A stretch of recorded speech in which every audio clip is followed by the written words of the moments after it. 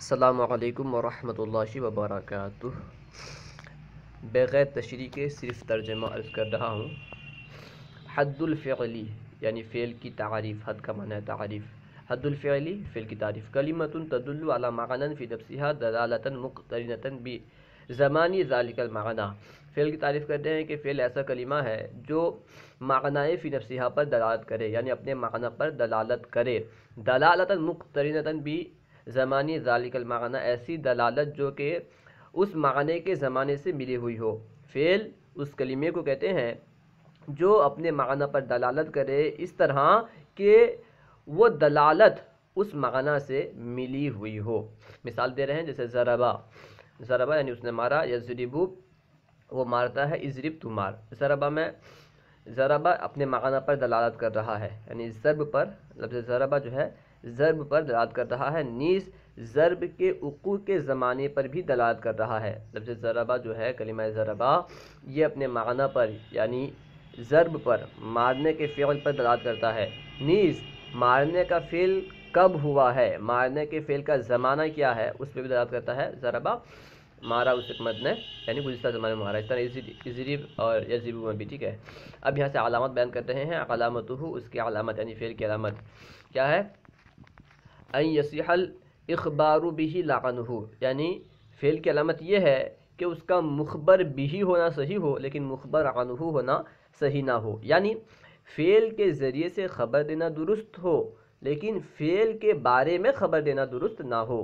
فعل کے بارے میں کوئی خبر نہیں دے سکتے، ہاں فعل کے ذریعے سے کسی کی خبر دے سکتے ہیں، یہ اس کی علامت ہے۔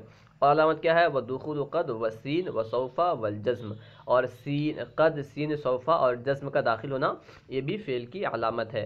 عام طور پر فعل میں ہی قد آتا ہے، سین اور سوفا اور جزم وغیرہ فعل میں ہی آتے ہیں۔ وَالتَّصْرِیفُ إِلَى الْمَاضِی وَالْمُضَارِعِ، اور ماضی اور مضارع کی طرف گردان ہونا۔ فعل سے ہی ماضی مضارع بنتے ہیں، ٹھیک ہے، کوئی سی اسم کا ماضی یا مضارع نہیں آتا۔ ماضی مضارع ہونا، ماضی مضارع کی گردان ہونا یہ فعل کی علامت ہے۔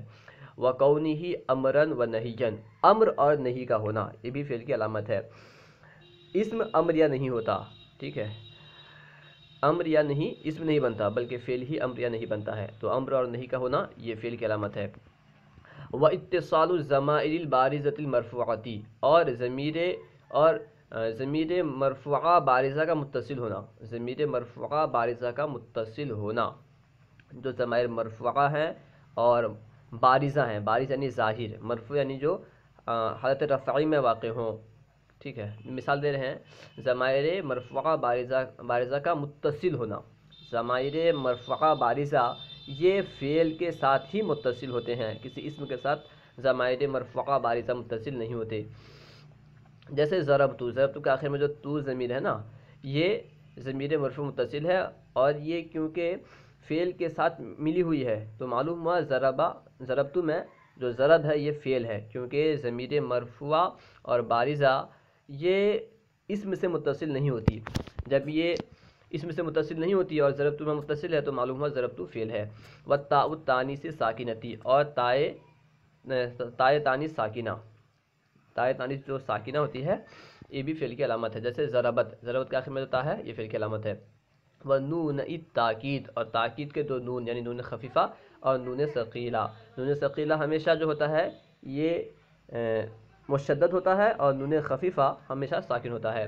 فَإِنَّ كُلَّ هَذِهِ خَوَاصُ الْفِعْلِ، بے شک یہ تمام فعل کے خواص ہیں، ٹھیک ہے، جو اوپر بیان کیے گئے تا کا ہونا، تائے ساکنہ، تائے مؤنث ساکنہ کا ہونا اور ضمیر مرفوع بارزہ کا ہونا، ٹھیک ہے، یہ سب اوپر جو بیان کیا، قد، سین، صوفہ داخل ہونا یہ سب فعل کی علامت ہے۔ وَمَعْنَى الْإِخْبَارِ بِهِ، اور اخبار بھی کا معنی ہے، معنی کیا ہے اسے بیان کرتے ہیں۔ وَمَعْنَى الْإِخْبَارِ بِهِ، اور اخبار بھی کا معنی ان یکون محکوما به، اخبار بھی کا معنی یہ ہے کہ وہ محکوم بھی ہو، یعنی اس کے بارے میں حکم لگایا گیا ہو، اس کے ذریعے سے حکم لگایا، اس کے بارے میں نہیں، اس کے ذریعے سے حکم لگایا گیا ہو۔ وَمَعْنَى اخبار بھی، وَمَعْنَى الْإِخْبَارِ بِهِ، اور اخبار بھی کا معنی ان یکون محکوما به، اخبار بھی کا معنی کیا ہے؟ محکوم بھی ہونا، یعنی جس کے ذریعے سے حکم لگایا گیا ہو، محکوم انہو نہیں بلکہ محکوم بھی۔ اب بیان کر رہے ہیں کہ فعل کو فعل کیوں کہتے ہیں. وَيُسَمَّى فِعْلًا بِاسْمِ أَصْلِهِ، اور فعل کا نام رکھا گیا اس کے اصل کے نام سے. فعل کا نام رکھا گیا اس کے اصل کے نام سے، اور اصل کیا ہے؟ وَهُوَ الْمَصْدَرُ، اور وہ مصدر ہے. لِأَنَّ الْمَصْدَرَ هُوَ فِعْلُ الْفَاعِلِ حقیقتاً، اس لیے کہ مصدر ہی فعل کا فاعل ہوتا ہے حقیقتاً. اس لیے کہ مصدر ہی حقیقتاً فعل کا فاعل ہوتا ہے.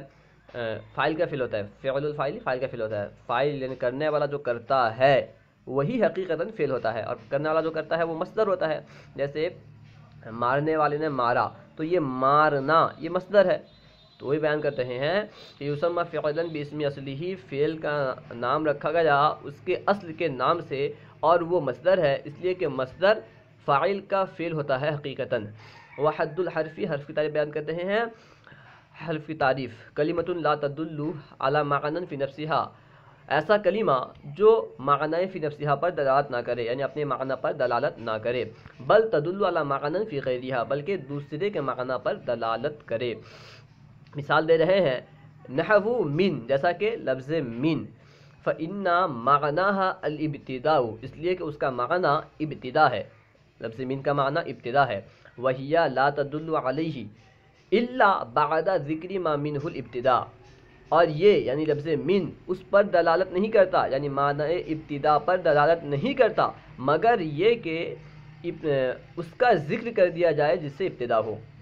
من کا معنی ابتدا ہے، لیکن یہ من اس ابتدا پر دلالت نہیں کرتا جب تک کہ اس چیز کو ذکر نہ کر دیا جائے جس سے ابتدا ہو. وہ بیان کر رہے ہیں فإن معناها الابتداء، بے شک اس کا معنی ابتدا ہے. وَهِيَ لَا تَدُلُّ عَلَيْهِ إِلَّا بَعْدَ ذِكْرِ مَا مِنْهُ الْابْتِدَاء، اور یہ اس پر دلالت نہیں کرتا مگر اس کے ذکر کے بعد جس سے ابتدا ہو. کا بصرۃ والکوفۃ، جیسا کہ بصرہ اور کوفہ.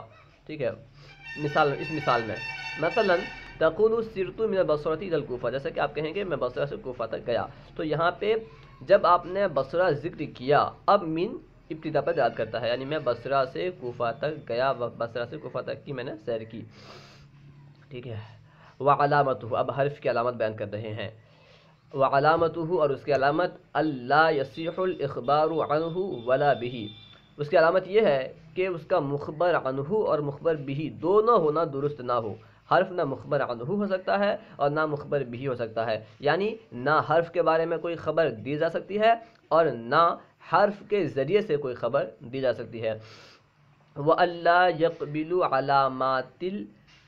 علامات الاسماء، اور یہ کہ اسماء کی علامت کو قبول نہ کرے.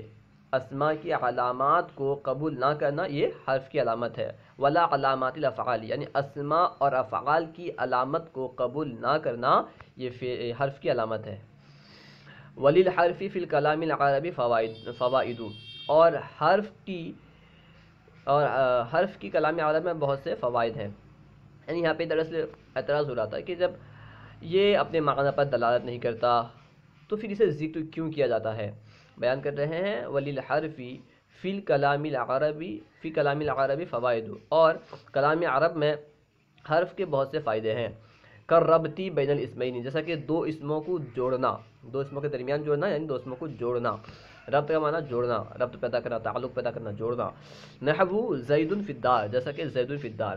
اس مثال میں دیکھیں فی نے زید کو دار سے جوڑ دیا. زید الدار کہتے ہیں تو جملہ درست نہیں ہوتا. زید گھر ہے، کیا معنی؟ جملہ درست نہیں ہوتا. اگر آپ یہ کہنا چاہتے ہیں کہ زید گھر میں ہے، بغیر حرف جر کے استعمال سے آپ نہیں کہہ سکتے تھے. ٹھیک ہے، اس لیے فی نے یہاں پہ بتلا دیا، فی نے لفظ زید کو دار سے جوڑ دیا، یہاں پہ جوڑنے کا کام کیا. دو اس میں ہے زید اور دار، دونوں کو فی نے جوڑ دیا جو کہ حرف جر ہے. والفعلین، اور دو فعلوں کے درمیان بھی ربط پیدا کرتا ہے، تعلق پیدا کرتا ہے. جیسے اريد ان تضربا، اريد ان تضربا، میں ارادہ کرتا ہوں کہ تو مارا جائے. اريد ان تضربا پڑھ لیں، میں چاہتا ہوں کہ تو مارا جائے. تو اس مثال میں دیکھیں اريد ایک فعل ہے، تضربا ایک فعل ہے. تو ان دونوں کو لفظ ان نے، حرف ان نے، جو ان ہے اس نے جوڑ دیا. اگر ان استعمال نہ کرے اور کہے اريد تضربا، معنی درست نہیں ہوگا اور پڑھ بھی نہیں سکتے، اس طرح پڑھنا درست بھی نہیں ہوگا. ان کیونکہ مضارع سے پہلے آیا اور اسے مصدر کی تعویل میں کر کے اريد کا مفعول بنا دیا. اريد ان تضربا، میں چاہتا ہوں کہ تمہارا جائے. ٹھیک ہے. اس نے حرف نے دو فعلوں کے درمیان جوڑنے کا کام کیا، و اسمن و فعلن، اور ایک اسم اور ایک فعل کے درمیان جوڑنے کا کام بھی کرتا ہے، جس طرح دو اسموں کے درمیان جوڑنے کا کام کرتا ہے، جس طرح دو فعلوں کے درمیان حرف جوڑنے کا کام کرتا ہے، ٹھیک اسی طرح ایک اسم اور ایک فعل کے درمیان بھی جوڑنے کا کام کرتا ہے۔ جیسے ضربت بالخشبتی، یعنی میں نے لکڑی سے مارا، تو یہاں پہ ضربت فعل ہے، الخشبہ لکڑی ہے، ان دونوں کو اس نے با نے جوڑ دیا، یعنی کس سے مارا؟ لکڑی سے۔ او بھی جملتین، یا دو جملوں کو جوڑنے کا کام کرتا ہے، مثال دے رہے ہیں ان جاءنی زید اکرمتہ، اگر زید آئے تو میں اس کی تعظیم کروں گا۔ یہاں پہ دیکھیں جاءنی زید یہ ایک جملہ ہے، اکرمتہ ایک دوسرا جملہ ہے، شروع میں جو ان ہے، ان نے ان دونوں کو جوڑ دیا، ان شرطیہ نے ان دونوں کو جوڑ دیا۔ وغیر ذالک من الفوائد التي تعرفوها في القسم الثالث انشاءاللہ تعالی، اور اس کے علاوہ بھی بہت سارے فوائد ہیں جنہیں آپ انشاءاللہ عز و جل قسم ثالث میں جانیں گے، پڑھیں گے۔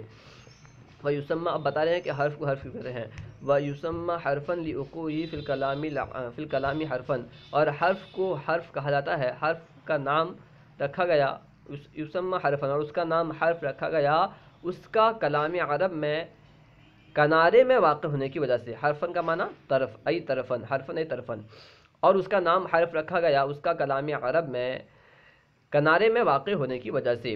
اذ لیس مقصودا بالذات، اس لیے کہ یہ مقصود بالذات نہیں ہے، یعنی حرف یہ مقصود بالذات نہیں ہوتا، تو اس لیے وہ کنارے میں ہوا۔ مثل المسندی و مسند الیہ، یعنی حرف مسند اور مسند الیہ کی طرح مقصود بالذات نہیں ہوتا۔ اللہ و رسولہ اعلم، انشاءاللہ عز و جل بعد میں آگے ترجمہ کر کے آپ کو پاس سینڈ کر دوں گا۔ السلام علیکم ورحمۃ اللہ وبرکاتہ۔